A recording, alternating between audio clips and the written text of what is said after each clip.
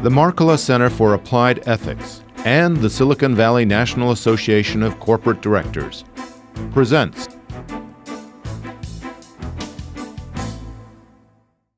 I'm Lon Allan, Chairman Emeritus of the Silicon Valley Chapter of the National Association of Corporate Directors. For many years, the Silicon Valley NACD has had a working relationship with the Markkula Center for Applied Ethics at Santa Clara University. This podcast is one in a series of podcasts on subjects of interest to corporate directors. Today, we're fortunate to have as our guest Bob Finocchio, Chairman of the Board of Trustees of Santa Clara University and an experienced outside director. Bob, in today's world, what is the real job of a board of directors? The board of directors of a public company, or really any company, has a job to do. And it's not a complement or a nice to have.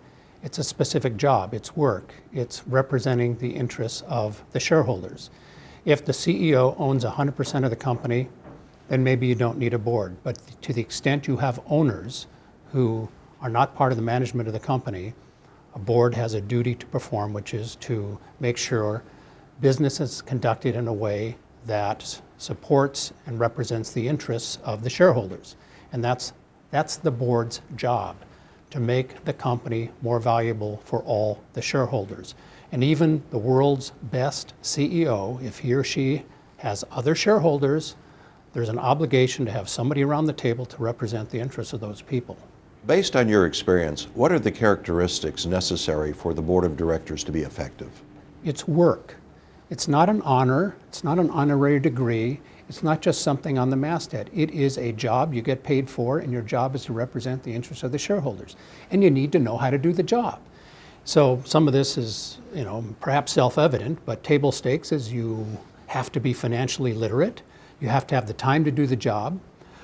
You, I believe, need to have some passion for that job, that company, whatever business you're in, to give a damn about it. Otherwise, I don't think you're going to be able to do a good job. So as I understand it, Bob, it's really more than a job, isn't it? If you're going to join a board, I think you ought to make an investment. And it's for a couple reasons. One, just out of principle, that a good way to feel like an owner is to actually write a check and get a certificate back or see it on your broker's statement and get the same filings that, the same notices, the same correspondence that every other shareholder gets. That just impacts how you behave. And it ought to be a number that's big enough to matter for you. Because the second reason why I think having real ownership is to send a signal to all the stakeholders in the room that you've got skin in the game.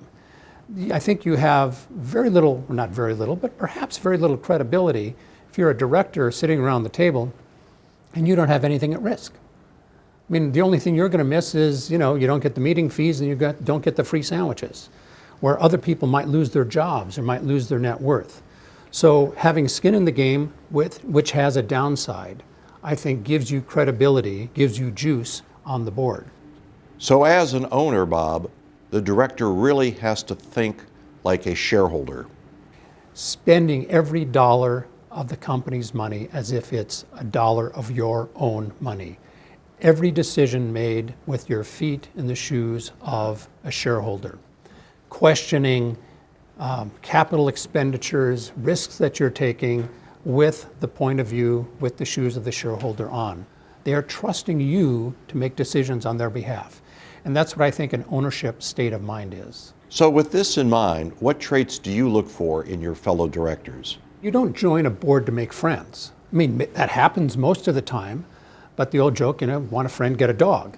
But yeah, it's not a place where you go to make friends. So in choosing directors, you need to choose people that have the character, the courage to expose themselves, to confront people that maybe they want to be their friend or somebody that might be more powerful.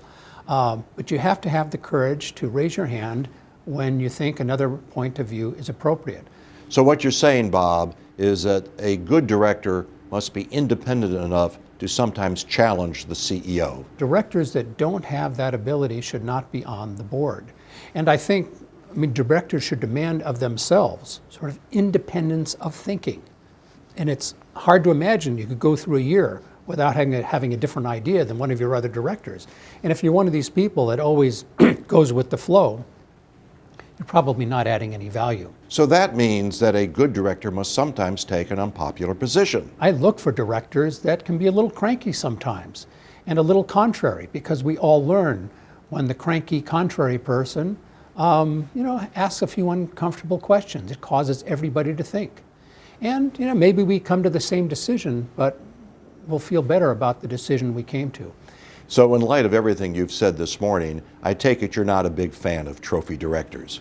I have found that trophy directors are virtually worthless, and that's on a good day, and sometimes very harmful. One, because of taking up space, and sometimes because when they do speak, they might not know what they're talking about, and just because someone is famous doesn't mean that their insight in a particular situation might be appropriate. So I'm very leery of boards that are populated with famous people.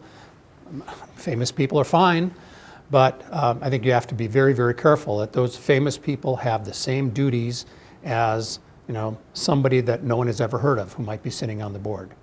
Thank you, Bob. This concludes today's podcast. Our next one will be on the relationship between the board and the CEO.